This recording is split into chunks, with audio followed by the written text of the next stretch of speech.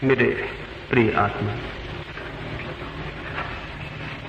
जैसे अंधेरे में कोई अचानक दिए को जला दे और जहां कुछ भी दिखाई न पड़ता हो वहां सभी कुछ दिखाई पड़ने लगे, ऐसे ही जीवन के अंधकार में समाधि का दिया है। या जैसे कोई मरुस्थल में वर्षों से वर्षा न हुई हो और धरती के प्राण पानी के लिए प्यास से तड़पते हों और फिर अचानक मेघ घिर जाएं और वर्षा की बूंदें पड़ने लगे, तो जैसा उस मरुस्थल के मन में शांति और आनंद नाच उठे, ऐसा ही जीवन के मरुस्थल में समाधि की वर्षा है। यह जैसे कोई मरा हुआ अचानक जीवित हो जाए और जहां श्वास न चलती हो वहां श्वास चलने लगे, और जहां आंखें न खुलती हो वहां आंखें खुल जाएं, और जहां जीवन तिरोहित हो गया था वहां वापस उसके पदचाप सुनाई पड़ने लगे। ऐसा ही मरे हुए जीवन में समाधि का आगमन है। समाधि से ज्यादा महत्वपूर्ण जीवन में कुछ भी नहीं है। न तो कोई आनंद मिल सकता है समाधि के बिना, न कोई शांति मिल सकती है, न कोई सत्य मिल सकता है। समाधि को समझ लेना इसलिए बहुत उपयोगी है। समझ लेना ही नहीं, क्योंकि समाधि उन कुछ थोड़ी सी बातों में से है जिसे समझ लेना काफी नहीं है। उसमें से होकर गुजरे तो ही उसे समझ भी सकते हैं। जैसे कोई नदी के तट पर खड़ा हो और हम उसे कहें कि आओ तुम्हें तैरना सिखा दें, और वो कहे कि पहले मैं तैरना सीख लूं तट पर ही तभी पानी में उतरूंगा, पहले मैं समझ लूं फिर पानी में उतरूं, तो तर्क उसका गलत ना होगा। ठीक ही कहता है वो। बिना तैरे जाने कोई पानी में उतरने को राजी भी कैसे हो। लेकिन एक और बड़ी कठिनाई है, उसकी कठिनाई तो है ही, सिखाने वाले की भी कठिनाई है, क्योंकि बिना पानी में उतरे तैरना सिखाया भी कैसे जाए। तो तैरना सिखाने वाला कहने लगे उतर आओ पहले, क्योंकि बिना पानी में उतरे तैरना न सीख सकोगे, तो वो भी गलत ना कहे। और जिसे सीखना है वो कहे भयभीत हूं मैं, बिना तैरे उतरूंगा नहीं, पहले सीख लूं तब उतर सकता हूं। समाधि की बात भी कुछ ऐसी ही है। समाधि में गए बिना कुछ भी पता नहीं चल सकता है। लेकिन हम जानना चाहेंगे किनारे पर खड़ा होकर, क्या है समाधि। शब्द जितना कह सकते हैं उतनी कहने की कोशिश करूंगा। शब्द जो नहीं कह सकते हैं उसे कहने का कोई रास्ता नहीं है। सुना है मैंने, एक फकीर के पास कोई गया था, उससे पूछने लगा था किस समाधि की बात करते हो, किस ध्यान की बात करते हो, क्या है वो, कुछ बोलो, समझाओ, बताओ। वो फकीर आंख खोले बैठा था, उसने तत्काल आंख बंद कर ली। उस आदमी ने कहा ये भी खूब रहा, कम से कम आंख खोले थे। आंख तो खोलो, मैं तो जानने आया हूं कि समाधि क्या है, ध्यान क्या है। जिसकी दिन रात बात करते हो कुछ तो बताओ। वो फकीर बैठा था, वो एकदम गिर गया। उस आदमी ने कहा कर क्या रहे हो ये, कहीं मर मत जाना। मैं तो सिर्फ समाधि के लिए पूछने आया हूं। उस फकीर ने आंख खोली, उसने कहा मैं बताने की कोशिश कर रहा हूं। उस फकीर ने कहा ऐसे नहीं, तुम तो शब्दों से ही बता दो। वो फकीर कहने लगा शब्दों में जो कहा जा सकता है वो समाधि के संबंध में कुछ भी न होगा, इसलिए मैंने तुम्हें कुछ करके बताया है। लेकिन क्या, कोई आंख बंद कर ले, कोई गिर जाए तो भी क्या पता चलेगा हमें। नहीं हमारी ही आंख बंद हो और हम ही गिर जाएं किसी क्षण में, न केवल बाहर से बल्कि भीतर से भी गिर जाएं और बिखर जाएं, जिससे कोई बूंद किसी सागर में खो जाए या जैसे कोई बीज किसी मिट्टी में टूट जाए। ऐसा हमारे भीतर ही घटित हो तो ही हम पहचान पाएं कि समाधि क्या है। लेकिन कुछ इशारे किए जा सकते हैं। सुबह तो मैं कुछ इशारे करूंगा और सांझ चाहूंगा कि हम सब साथ समाधि में प्रवेश करें। तो जिनकी सुनने में उत्सुकता है वे सिर्फ सुबह ही आएंगे, जिनकी तैरने में भी उत्सुकता है, जो जाना ही चाहते हैं, वे सांझ आएंगे। सुबह हम बात करेंगे और सांझ स्वाद लेने की कोशिश करेंगे। लेकिन ध्यान रहे, बात से समझ में नहीं आएगा, स्वाद से ही समझ में आ सकता है। ये भी मैं सोचता हूं कि अच्छा होगा कि मैं इस तरह समझाने की कोशिश करूं, ये बताने की कोशिश करूं कि मैं उस द्वार पर कैसे पहुंच गया। शायद उससे रास्ता साफ हो सके, शायद आपको भी लगे कि ये रास्ता चला जा सकता है। निरंतर लोग मुझसे पूछते भी हैं उस समाधि पर कैसे पहुंचे। एक छोटी सी घटना से मैं शुरू करना चाहता हूं।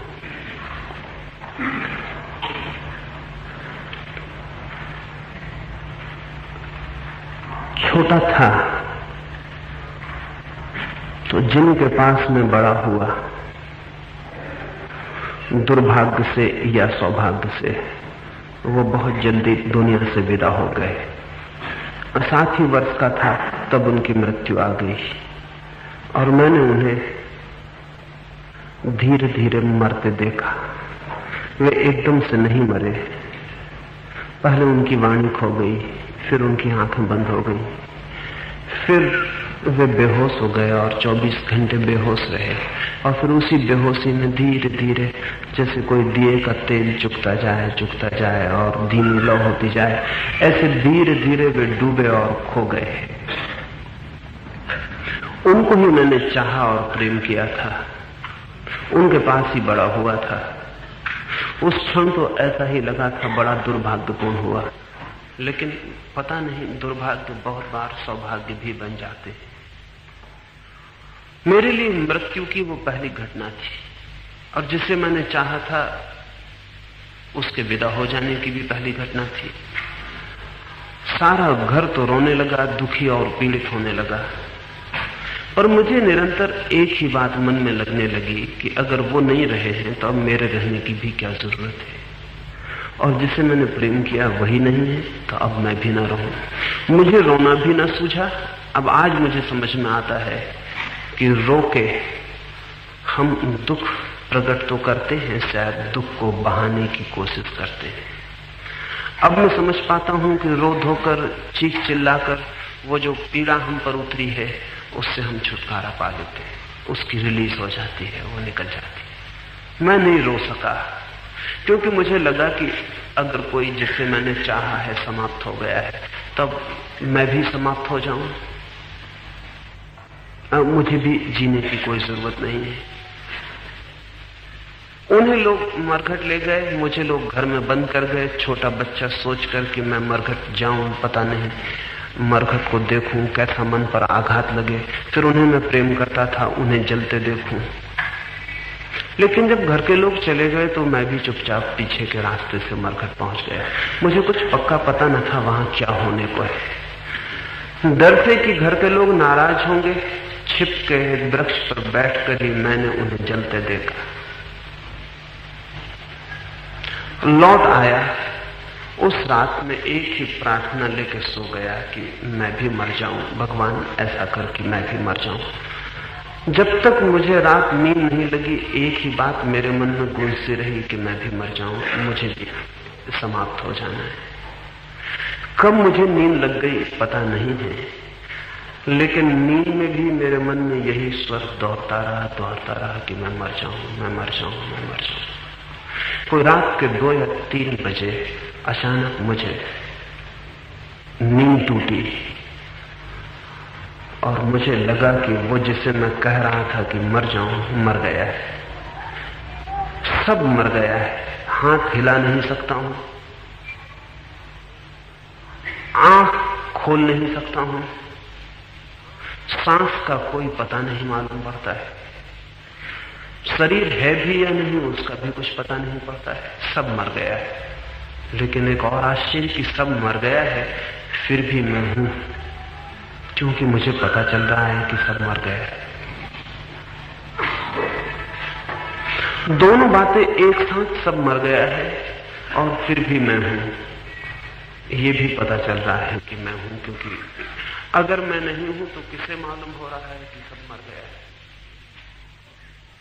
छोटी ही उम्र थी, लेकिन उसी दिन से मृत्यु मेरे लिए समाप्त हो गई। उस दिन के बाद बहुत परिजन मरे, लेकिन फिर मेरे लिए कोई नहीं मरा।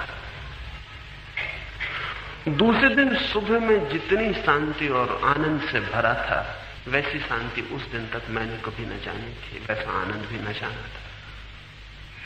एक अनुभव से होके गुजरा था।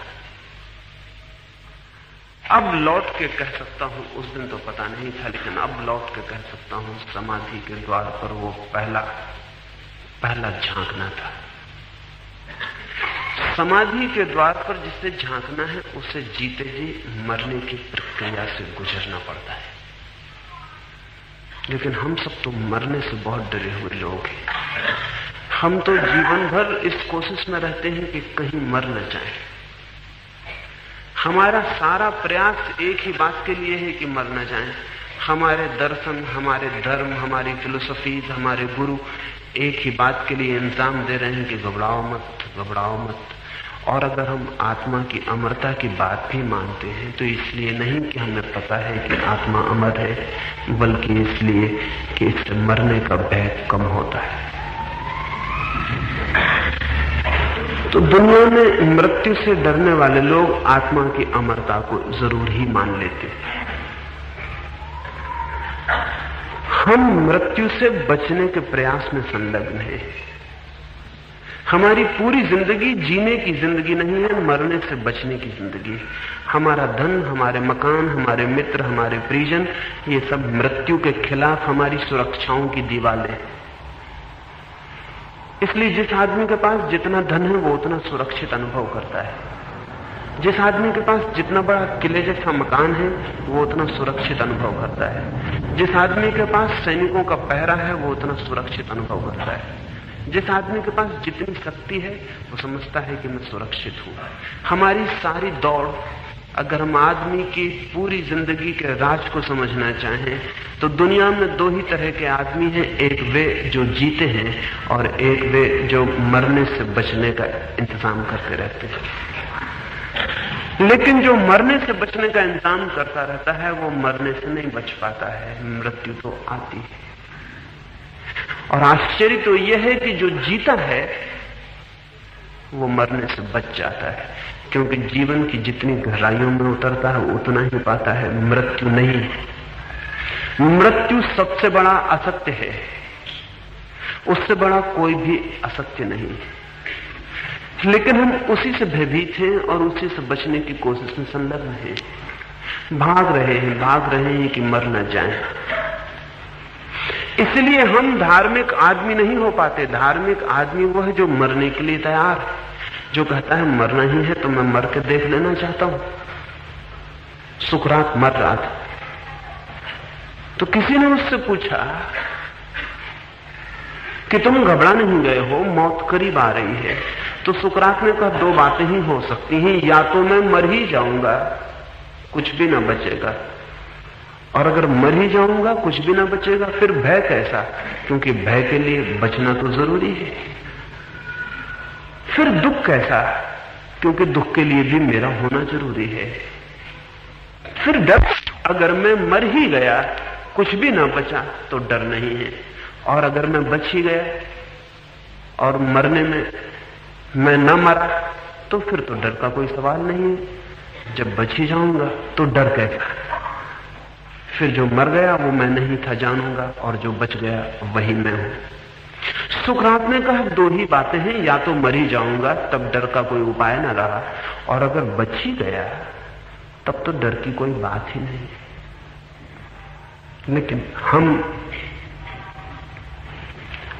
हम बहुत डरे हुए हैं, बहुत भयभीत हैं, इसलिए समाधि के पास हम नहीं पहुंच पाते।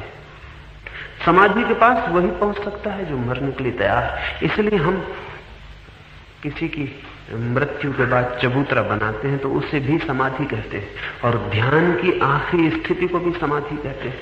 कब्र को भी समाधि कहते हैं और ध्यान की आखिरी स्थिति को भी समाधि कहते हैं। दोनों में कुछ जोड़ है। जो आदमी जीते जी अपने को कब्र में डाल देता है वो समाधि को उपलब्ध हो जाता है, लेकिन जीते जी कब्र में डालना, जीते जी मरने की तैयारी दुरूह है। मैंने सुना है इजिप्ट में एक आश्रम था और उस आश्रम में, आश्रम के नीचे ही मरघट था। जमीन को खोद के नीचे मरघट बनाया था। हजारों वर्ष पुराना आश्रम था। मीलों तक नीचे जमीन खोद के उन्होंने कब्रगाह बनाई हुई थी। जब कोई भिक्षु मर जाता तो पत्थर उखाड़ के उस नीचे के मरघट में डाल के चट्टान बंद कर देते थे। एक बार एक भिक्षु मरा, लेकिन कुछ भूल हो गई। वो मरा नहीं था, सिर्फ बेहोश हुआ था। उसे मरघट में नीचे डाल दिया, चट्टान बंद हो गई। 5-6 घंटे बाद उस मौत की दुनिया में उसकी आंखें खुली, वो होश में आ गया। उसकी मुसीबत हम सोच सकते हैं, सोच लें कि हम उसकी जगह हैं। वहां लाशें ही लाशें हैं, सड़ती हुई, दुर्गंध, हड्डियां, कीड़े मकोड़े, अंधकार। और उस भिक्षु को पता है कि जब तक अब और कोई ऊपर न मरे तब तक चट्टान का द्वार न खुले। और उसे यह भी पता है कि अब वो कितना ही चिल्लाया, जानते हुए भी चिल्लाया कि आवाज ऊपर तक नहीं पहुंचेगी, क्योंकि आश्रम मील भर दूर है। और मरघट पर तभी आते हैं आश्रम के लोग जब कोई मरता है, और बड़ी चट्टान से द्वार बंद है। फिर भी जानते हुए, हम भी बहुत बार जानते हुए चिल्लाते हैं, जानते हुए कि आवाज नहीं पहुंचेगी। मंदिरों में लोग चिल्ला रहे हैं, जानते हुए कि आवाज कहीं भी नहीं पहुंचेगी। हम सब चिल्ला रहे हैं, जानते हुए कि आवाज नहीं पहुंचेगी। आदमी जानते हुए भी चिल्लाया चला जाता है, जहां आशा नहीं है वहां भी आशा किए चला जाता है। वो आदमी बहुत चिल्लाया, उसका गला लग गया, आवाज निकलनी बंद हो गई। शायद हम सोचेंगे कि उस आदमी ने आत्महत्या कर ली होगी, लेकिन नहीं, उस आदमी ने आत्महत्या नहीं की। वो आदमी थोड़े बहुत दिन नहीं, 7 साल उस कब्र के भीतर जिंदा रहा। वो कैसे जिंदा रहा? उसने सड़ी हुई लाशों को खाना शुरू कर दिया। उसने कीड़े मकोड़े जो लाशों में पलते थे उनको खाना शुरू कर दिया। मरघट की दीवारों से नालियों का जो पानी चूता था वो चाट के पीने लगा, इस प्रतीक्षा में कि कभी ना कभी तो कोई मरेगा ही, द्वार तो खुलेगा ही, आज नहीं कल नहीं परसों। कब सूरज उगता उसे पता ना चलता, कब रात आती उसे पता ना चलता। 7 साल बाद कोई मरा, चट्टान उठाई गई तो वो आदमी बाहर निकला, और वो खाली बाहर नहीं निकला। इजिप्ट में रिवाज है कि मरने वाले आदमियों को नए कपड़े पहना दिए जाते और उनके साथ 2-4 कपड़े कीमती रख दिए जाते, कुछ पैसे रुपए भी रख दिए जाते। तो उसने सब मुर्दों के कपड़े और पैसे इकट्ठे कर लिए। जब निकलेगा तो लेता चला जाएगा। तो वो एक बड़ी पोटली बांध के कपड़े और एक बड़ी थैली में सब रुपए भर के बाहर आया। उसे तो कोई पहचान ही नहीं सका। मरघट पे जो लोग आए थे वो तो घबरा के भागने लगे कि वो कौन है। उसके बाल जमीन छूने लगे थे, उसकी आंखों की पलकें इतनी बड़ी हो गई थी कि आंख नहीं खुलती थी। उसने कहा, भागते हो, पहचाने नहीं? मैं वही हूं जिससे तुम 7 साल पहले नीचे डाल गए थे। उन्होंने कहा, लेकिन तुम जिंदा कैसे रहे? अगर 6 घंटे बाद होश में भी आ गए थे तो बचे कैसे? तुमने आत्महत्या न कर ली? 7 साल तुम इस मरघट में रहे कैसे? उस आदमी ने कहा, मरना इतना आसान तो नहीं। मैं भी सोचता था मैं भी यही सोचता, अगर कोई और उस मरघट में गिरा होता तो मैं भी यही सोचता कि पागल जीने की बजाय मर जाते। लेकिन अब मैं कह सकता हूं मरना इतना आसान नहीं। मैंने जीने की पूरी कोशिश की और जीने के लिए जो भी मैंने किया है वो भी घबराने वाला है। आज अगर फिर से सोचूं तो शायद न कर पाऊं। हम भी सोचेंगे कि वो आदमी कैसा आदमी रहा होगा, लेकिन वो आदमी ठीक हमारे जैसा आदमी था। हम भी उसकी जगह होते तो यही करते।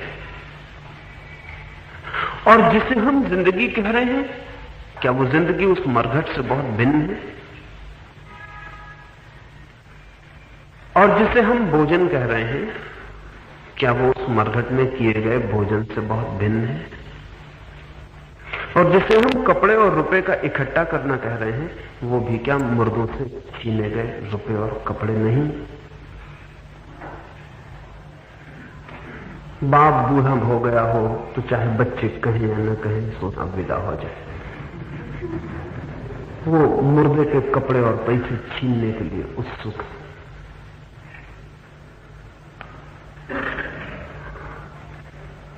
राष्ट्रपति को शुभकामनाएं भी देते हैं लोग, उपराष्ट्रपति जन्मदिन पर जाके फूलमालाएं भी चढ़ाते हैं और मन में भगवान से जाने अनजाने प्रार्थना भी करते हैं, कब तक टिके रहिएगा, क्योंकि वो विदा हो तो उनका मरी हुई कुर्सी किसी को कोई उस पर सवार हो जाए।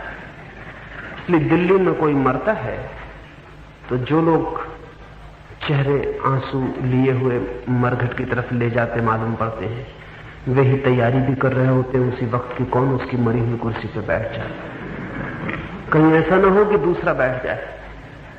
बल्कि मरघट पर ले जाते वक्त भी इस बात की होड़ रहती है कि मुर्दे को सबसे पहले कौन हाथ दे रहा है, क्योंकि उसका कुर्सी पे कब्जा हो सकता है। मैंने सुना है कि गांधी मरे तो जिस टैंक पे चढ़ा कर उनको ले जाया गया था, उस पे भी खड़े होने की प्रतियोगिता थी कि कौन कौन नेता उस पर खड़े हो जाए, क्योंकि दुनिया उनको देख ले कि वसीयतदार कौन।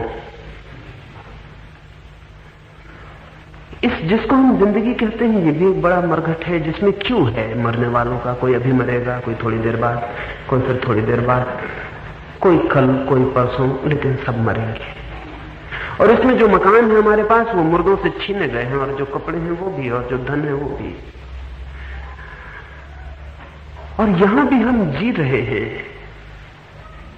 बिना किसी आनंद को जाने, बिना किसी शांति को पाए, लेकिन सिर्फ एक आशा में कि शायद कल शांति मिले, कल आनंद मिले, कल कुछ मिल जाए। तो कल तक तो जीने की कोशिश करो, किसी भी भांति कल तक जी लो, कल शायद कुछ मिल जाए। लेकिन मैं आपसे ये कहना चाहता हूं कि जो मरने के लिए तैयार नहीं है, उसे कभी कुछ न मिल सकेगा। और हम बहुत बार मरे, लेकिन हम मरने से इतने भयभीत हैं कि मरने के बहुत पहले बेहोश हो जाते हैं। इसलिए हमें मृत्यु की कोई याद नहीं रह जाती। हम बहुत बार मरे हैं और बहुत बार जन्मे हैं, लेकिन हर बार मरने और जन्मने की क्रिया इतनी ज्यादा हमें डरा देती है कि हम बेहोशी में ही पैदा होते हैं और बेहोशी में ही मरते हैं। इसलिए उसकी मेमोरी, उसकी स्मृति नहीं बन पाती और गैप पड़ जाता है। इसलिए पिछले जन्म की भी स्मृति हमें नहीं रह जाती। पिछले जन्म की स्मृति न रह जाने का और कोई कारण नहीं है। पिछले जन्म की स्मृति न रह जाने का एक ही कारण है कि बीच में आई मृत्यु, और मृत्यु में हम इतने भयभीत हो गए कि बेहोश हो गए। और उस बेहोशी का जो अंतराल है, उसने स्मृति को दो हिस्सों में तोड़ दिया। पिछली स्मृति अलग टूट गई, ये स्मृति अलग टूट गई। इतना बड़ा बीच में गैप, अंतराल पड़ गया कि दोनों को जोड़ना मुश्किल है। हाँ, कोई मरने की कला सीख जाए तो पिछले जन्म को स्मरण कर सकता है, क्योंकि तब फिर वो उस अंतराल को जोड़ सकता है। जन्मते भी हम बेहोश हैं, बहुत बार जन्मे हैं, लेकिन बेहोश जन्मे हैं। क्योंकि जन्म भी, ये जान के हैरानी होगी, बच्चे को मृत्यु जैसा ही मालूम होता है। जब एक बच्चा मां के पेट से जन्मता है तो उस बच्चे को मृत्यु जैसी ही प्रतीति होती है। वो इसलिए मृत्यु जैसी प्रतीति होती है कि जिसे उसने 9 महीने तक जीवन समझा, वो अंत पर आ गया। जिसे उसने जीवन माना वो अब समाप्त हो रहा है, और आगे के जीवन का तो उसे कुछ भी पता नहीं है। आगे तो भय है, मां के पेट का सारा आराम, सारी सुविधा, सारा सुख सब छिन रहा है, और आगे का तो उसे पता नहीं है। उसकी दुनिया से वो उखाड़ा जा रहा है, अपरूट किया जा रहा है, सब जड़ें टूट जाएंगी। तो बच्चे को जिसे हम जन्म कहते हैं वो मृत्यु की तरह ही प्रतीत होता है, इसलिए बच्चा भी बेहोश ही जन्मता है, होश में नहीं होता। और जिसे हम मृत्यु कहते हैं वो भी जन्म है किसी और अर्थों में, लेकिन हम भी बेहोश मरते हैं, क्योंकि हमें लगता है जो था वो छूट रहा है, और जो आएगा वो तो अपरिचित है, आएगा भी नहीं भी आएगा, पता नहीं क्या होगा। हर मृत्यु जन्म है और हर जन्म मृत्यु है। इस जगत में ना तो कुछ समाप्त होता और ना कुछ शुरू होता है। जिसे हम शुरुआत कहते हैं वो किसी चीज की समाप्ति है, और जिसे हम समाप्ति कहते हैं वो किसी चीज की शुरुआत है। जिसे हम सांझ कहते हैं वो दिन का अंत है और रात का प्रारंभ है, और जिसे हम सुबह कहते हैं वो रात का अंत है और दिन का प्रारंभ है। और इस जगत में कुछ भी पूर्ण अंत को नहीं पहुंचता, और इस जगत में कुछ भी पहला प्रारंभ नहीं है। इस जगत में अंत है, प्रारंभ है, प्रारंभ है, अंत है, शुरुआत है, अंत है, शुरुआत है, अंत है। कोई चीज कहीं जाके न समाप्त होती और न कहीं शुरू होती, इसलिए जीवन अनंत है। लेकिन मरने का डर बेहोश कर देता है, और मरने के डर के कारण ही हम समाधि में कभी प्रवेश नहीं कर पाते। कितने लोग हैं जो मुझसे कहते हैं, कल ही एक मित्र कहते थे, आप ध्यान की बात तो कहते हैं लेकिन अभी समझ में नहीं आती, उतर भी नहीं पाते। नहीं उतर पाएंगे जब तक मन की बहुत गहराई में मरने की तैयारी न हो, तब तक समाधि में नहीं उतरा जा सकता है। लेकिन जो लोग ध्यान करने आते हैं वो इसलिए करने आते हैं कि शायद ध्यान भी मरने से बचने की एक तरकीब बन जाए। वे भी ये सोचते हैं कि शायद ध्यान के द्वारा आत्मा अमर है ऐसा पता चल जाए, चलेगा पता, लेकिन वो उसी को पता चलेगा जो मरने के लिए तैयार है। ध्यान से चलेगा पता कि आत्मा अमर है, लेकिन उसे नहीं जो सिर्फ आत्मा की अमरता का पता लगाने चला आया है, उसे जो मरने के लिए तैयार है। मरने की तैयारी ही उसे उस जगह पहुंचा देती है जहां न मरने वाले का पता चलता है। इसलिए समाधि को कोई भी कभी उपलब्ध हुआ हो तो समाधि के द्वार पर मृत्यु का बोध पहला चरण है। लेकिन हम मृत्यु के बोध को हटाए रहते। हमने मरघट गांव के बाहर बनाए हैं इसीलिए कि वो रोज रोज दिखाई न पड़े। होना तो चाहिए गांव के बीच में मरघट, जहां से हर बच्चा निकले, हर आदमी निकले, दिन में 2-4 बार उसे मृत्यु का ख्याल आ जाए। हमने गांव के बाहर बनाया है दूर, सुरक्षित, कि पता ना चले। अभी एक गांव में गया था, वो बड़े होशियार लोग, उन्होंने जो मरघट बनाया है बहुत ही अच्छा बनाया है। वहां जाके भी आपको मरघट का पता ना चले। वहां भी उन्होंने बगीचे लगाए हैं, लाइब्रेरी बना दी है कि वहां जो लोग जाते हैं वो अखबार वहां भी पढ़ते रहते हैं, वो यहां भी अखबार पढ़ते रहते हैं, वो वहां भी अखबार पढ़ते हैं। ऐसे तो अभी भी हम जो मरघट पे जाते हैं तो हम बहुत दुनिया भर की बातें वहां करते रहते हैं, मौत को छोड़ के, वो मौत को छोड़ देते हैं और सदा एक ख्याल बनाए रखते हैं कि सदा कोई और मरता है, मैं कभी नहीं मरता हूं। इसलिए हम दूसरों को छोड़ आते हैं कि ये भी मर गया, ये भी मर गया। हम कभी नहीं मरते, मैं कभी नहीं मरता हूं, दूसरे मरते हैं। और जब 10-5 आदमियों को कोई आदमी मरघट पहुंचाया आता तो और आश्वस्त हो जाता है कि मैं कैसे मरूंगा, मैं तो दूसरों को पहुंचाने का काम करता हूं। मैंने न मालूम कितने लोगों को पहुंचा दिया, अब मुझे कौन पहुंचाया। हिटलर जैसे लोगों की मनस्थिति में जो गहरे उतरे हैं, उनका ख्याल यह है कि ऐसे लोग मृत्यु से डरे हुए लोग हैं और दूसरे को मार के आश्वासन पाते हैं कि मैंने तो इतने लोगों को मार डाला, मुझे कौन मार सकता है। चंगेज या तैमूर या हिटलर या मुसोलिनी या स्टालिन या माओ, ये सारे के सारे लोग मृत्यु से डरे हुए लोग हैं और मृत्यु से बचने की प्रक्रिया में ही ये दूसरों को मार रहे हैं। क्योंकि जब एक आदमी 1,00,000 आदमी को मारे, अब अंदाज है कि हिटलर ने कोई 70-80 लाख लोगों को मारा, स्टालिन ने कोई 1 करोड़ लोगों को मारा, जब कोई एक आदमी 1 करोड़ लोगों को मारे तो एक अर्थ में परमात्मा जैसा हो जाता है। उसे लगता है कि 1 करोड़ मिटा दिए, मुझे कौन मिटा सकता है। बहुत गहरे में उसे यह आश्वासन मिलता है कि मैं मिटाने वाला हूं, मैं मिटने वाला नहीं हूं। परमात्मा जैसा अपने को अनुभव करने के 2 ही रास्ते हैं, या तो हम मिटाने में उसकी होड़ कर लें या बनाने में उसकी होड़ कर लें। तो बनाने में तो उसकी होड़ नहीं कर पाते हैं,